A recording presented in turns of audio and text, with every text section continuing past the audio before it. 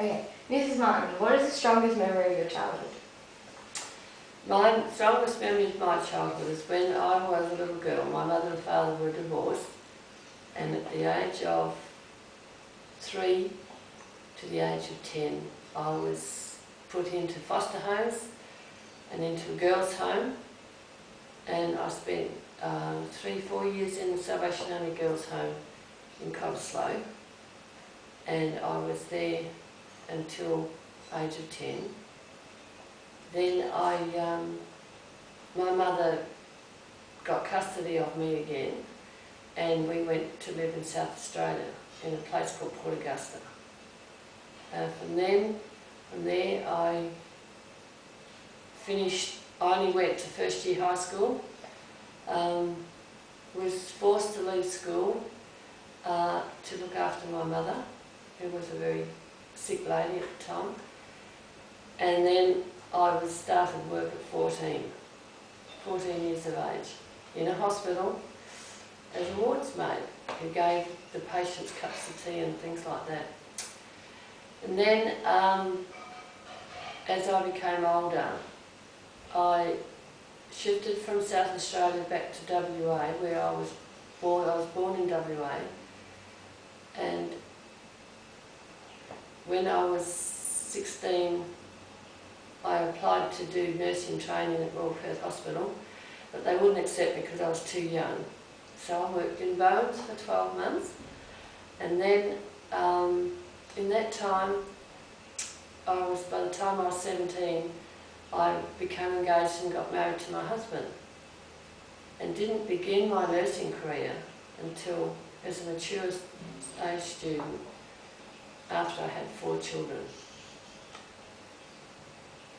And from then on, I began my life raising my children. Where's he going to stop?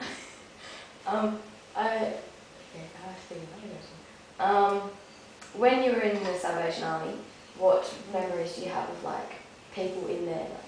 Well, there was about 150 girls. It was during the war years, and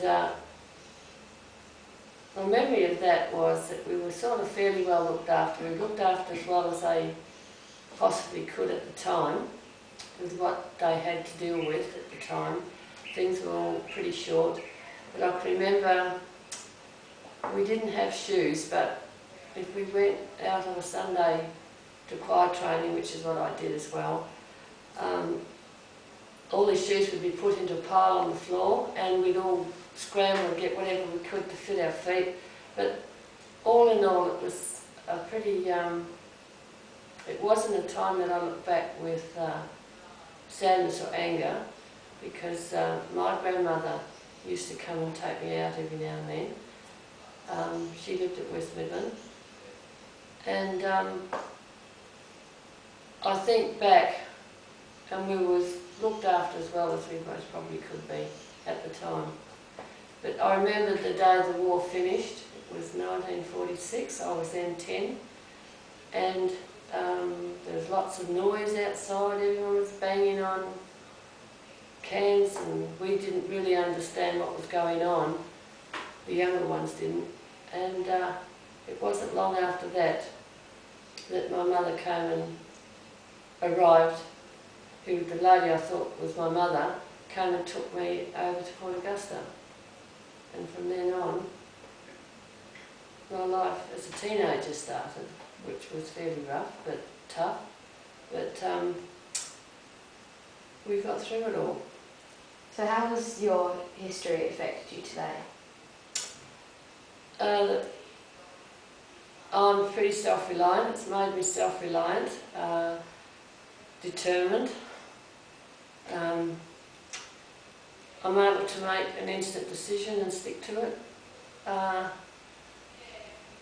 The fact that when you're brought up like that, you do become pretty self-reliant.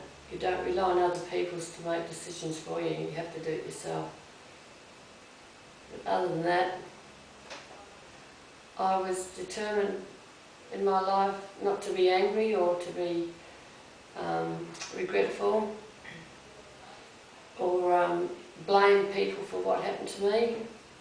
just got on with life. Thank you.